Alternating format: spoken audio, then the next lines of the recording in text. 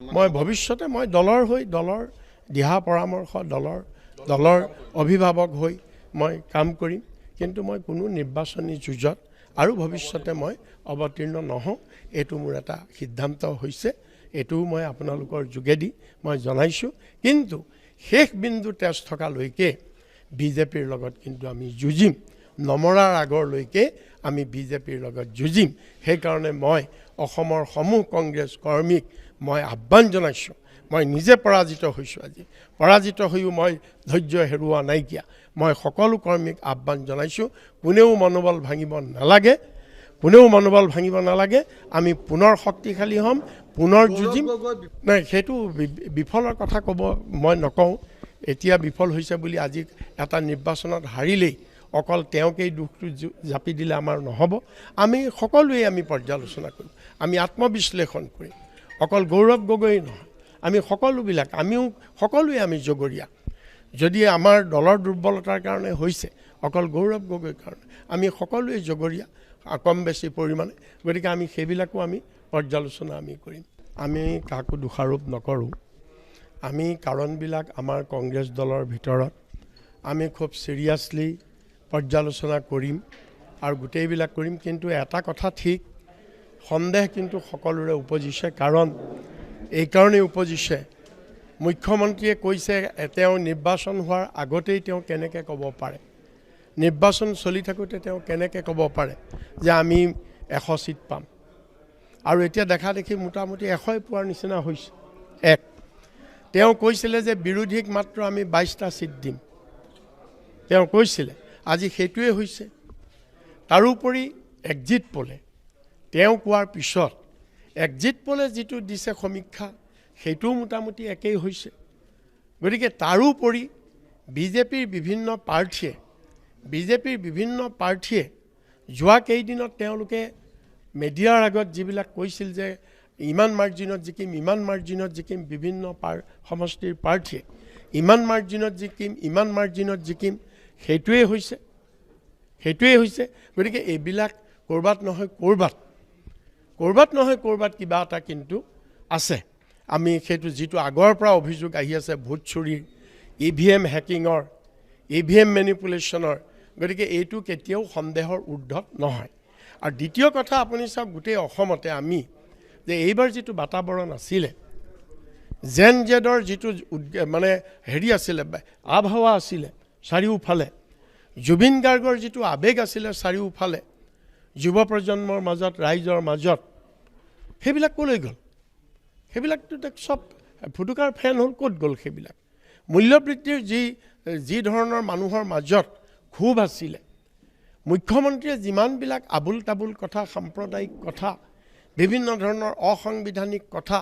বিভাজন কথা ঘৃণাৰ কথা মুখ্যমন্ত্ৰীয়ে বিভিন্ন ঠাইত কৈছিলে সেইবিলাকৰ বিৰুদ্ধে সকলোৰে যিটো উদ্গীৰণ আছিলে ক'লৈ গ'ল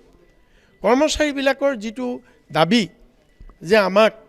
পুৰণি ওল্ড পেঞ্চন ব্যৱস্থা আমাক লাগে নতুন পেঞ্চন ব্যৱস্থাই আমাক শেষ কৰি দিছে আমি এই চৰকাৰক এইবাৰ আমি উৎখাত কৰিম তে সেই কথাবিলাক ক'লৈ গ'ল না সেইটো আমি পৰ্যালোচনা কৰিম মই আজি ইয়াত ক'ব নোৱাৰোঁ এইকাৰণে নকওঁ কাৰণ এই কথাবিলাকো আছে আমি অবিশ্বাস্য লাগিছে এই ৰিজাল্টটো এইকাৰণে কাৰণ চাৰিওপিনে যিটো যুৱ প্ৰজন্মই যি ধৰণে এটা উদ্গীৰণ হৈছিল অসমত চাৰিওফালে ভোট দিওঁতে যুৱকসকলে জয় জুবিন দা প্ৰত্যেকটো কেন্দ্ৰত যুৱকবিলাকে আহি ভোট দিছিলে জয় জুবিন দা কৰি সেইবিলাক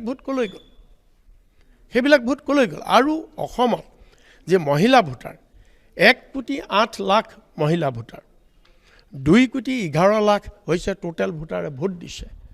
তাৰে ভিতৰত 1,08,00,000 মহিলা ভোটাৰ 1,08,00,000 মহিলা ভোটাৰৰ ভিতৰত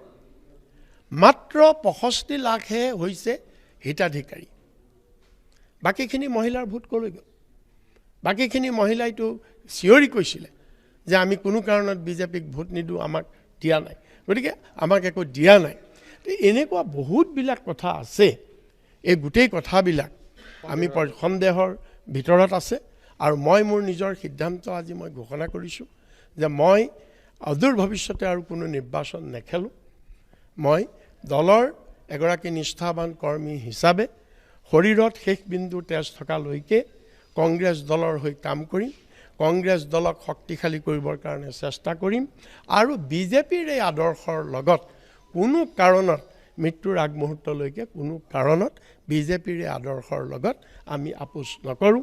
আমি দলটো পুনৰ শক্তিশালী কৰি নীতি তাৰ বিৰুদ্ধে অৱস্থান গ্ৰহণ কৰিছিল আৰু আজিৰ পৰিস্থিতিটো তেনেকুৱা ধৰণৰ কথাই হৈছে ইয়াত কেৱল বামপন্থী লোক হৈছে মই তেনেকুৱা ধৰণৰ কথা নাভাবোঁ চন্দ্ৰকান্ত দাস এটা চিকে দাস এটা সময়তো ভাৰতীয় জনতা পাৰ্টিৰ লগত আছিল মই নাভাবোঁ যে হৰেকৃষ্ণ দাস এজন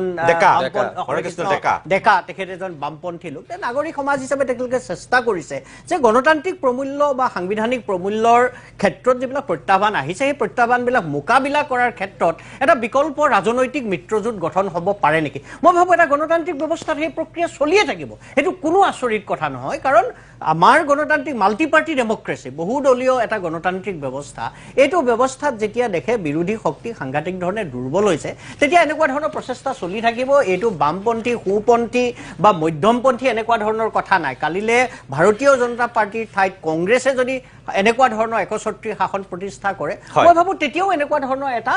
এটা পৰিৱেশ গঢ়ি উঠিব মানে অখিলৰ কথাখিনিৰ লগত মই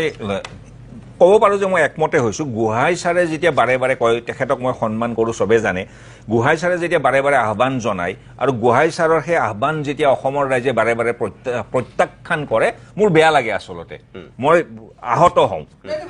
মই কোনটো কথা কৈছোঁ যে আপুনি কিন্তু ব্ৰজেশ ডেকাই ব্ৰজেশ ডেকা ডাঙৰীয়া এটা কথা মাজতে কৈছে যে আমি প্ৰতিদিন টাইমেও সেই বামপন্থী চিন্তাধাৰা নাগৰিক সমাজক আমি মানে অলপ সহায় কৰোঁ বুলি কৈছে বিজেপিৰ ভোট বাঢ়িছে 5%, 5.16%, মানে আগতকৈ 100 জনৰ 5 জন মানুহে বিজেপিক বেছিকৈ ভোট দিছে মই কোনটো কথা কৈ আছোঁ অখিল যে আজি লিবাৰেল ডেমক্ৰেচিৰ এৰা ইজ অভাৰ সেই যুগটো আমি পাৰ হৈ আহিছোঁ এতিয়া এই ফেচবুকৰ পৰা আৰম্ভ কৰি গুগলৰ পৰা আমি বিগ ডেটা কোম্পানীৰ ডেটা অট'ক্ৰেচিলৈ আমি গৈছোঁ আৰু ইতিমধ্যে আহিছোঁ আজিৰ তাৰিখত সম্পূৰ্ণ কাজিয়াখন ফেচবুকৰ মজিয়াত হয় যিখন কাজিয়াৰ পৰা জাকাৰবাৰ্গে বিলিয়নছ অফ ডলাৰ্ছ ইনকাম কৰে এই ডিজিটেল অট'ক্ৰেচিলৈ যোৱাৰ এই ট্ৰেনজিশ্যনটো কোনোবাখিনিত এই ট্ৰেনজিশ্যনটো যেন আমি কোনোবাখিনিত বুজিবলৈ সক্ষম হোৱা নাই আমি নাগৰিক সমাজে হওক বা অসমীয়া জাতীয় ৰূপম গোস্বামী ডাঙৰীয়া মই অনুষ্ঠানটো শেষ কৰিম আপোনালোকৰ দিন যিহেতু আজি গতিকে আপুনি আৰম্ভ কৰিছিল আপুনি এতিয়া শেষ কৰিব লাগিব না মই তাৰমানে বুজি পোৱা নাই যে নাগৰিক সমাজটো অসমত বহুকেইটা আছে এতিয়া হীৰেণ গোহাঁই ছাৰে অসম আন্দোলনৰ বিৰোধিতা কৰিছিল গতিকে নাগৰিক সমাজ কোনখন নাগৰিক সমাজৰ কথা তুমি একজেক্টলি কৈছে নে সেইটো এটা নাউন দি পেলাই কৈছে নে সামগ্ৰিকভাৱে নাগৰিক সমাজৰ কথা কৈছে কাৰণ নাগৰিক সমাজ বুলি ক'লে বহুত বৃহত্তৰ এটা ডাঙৰ মিনিং গতিকে অসমত বিভিন্ন ধৰণৰ নাগৰিক সমাজ আছে বহুত নাগৰিক সমাজে কাম কৰিছে এই নিৰ্বাচনত গতিকে কোনটো নাগৰিক সমাজৰ কথা কৈছে এইটো মই নাজানো কিন্তু হীৰেণ গোহাঁই ছাৰৰ নাম লোৱা বা লেফটিষ্টৰ কথা কোৱাৰ কাৰণে মই ধাৰণা কৰি লৈছোঁ যে মুছলিমৰ এটা নাগৰিক সমাজ য'ত অকল গুৱাহাটীত আবদ্ধ হৈ থাকে গতিকে মই ভাবোঁ যে হীৰেণ গোহাঁই ছাৰে কিন্তু অসম আন্দোলনো বিৰোধিতা কৰে সমৰ্থনো কৰিছে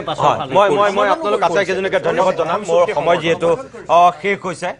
অসমৰ ৰাইজে বাকীবিলাক সকলো বিচাৰ কৰিব আপোনালোকৰ কথাখিনি মই একো নকওঁ এইটোৱে ক'ম যে অসমৰ ইতিহাসত এইটো প্ৰথমটো এনেকুৱা নিৰ্বাচন য'ত এটা মিত্ৰ শক্তিয়ে 100ৰো প্লাছ আসন লাভ কৰিলে ভাৰতীয় জনতা পাৰ্টিয়ে প্ৰায় 30% এবাৰ বেছি ভোট পাইছে আসনৰ ফালৰ পৰা 60খনৰ পৰা গৈ এবাৰ তেওঁলোকে 82খন আসন লাভ কৰিছে আৰু 29খন আসনৰ পৰা গৈ মাত্ৰ 21-20খন আসনত এতিয়া থমকি ৰ'বলগীয়া হৈছে কংগ্ৰেছ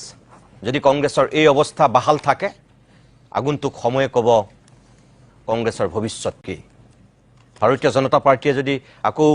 আসন বেছি পোৱা বুলি উভত গুৰে নাছে তেতিয়া আকৌ বিজেপিৰ কাৰণেও বিপদ আমি তথাপিও বিজেপিক শুভেচ্ছা জনাইছোঁ মুখ্যমন্ত্ৰী হিমন্ত বিশ্ব শৰ্মাক অভিনন্দন জনাইছোঁ আৰু ৰূপম গোস্বামীৰ পৰা আৰম্ভ কৰি সকলোকে পুনৰবাৰ আজিৰ এই বৃহৎ সফলতাৰ কাৰণে অভিনন্দন জনাই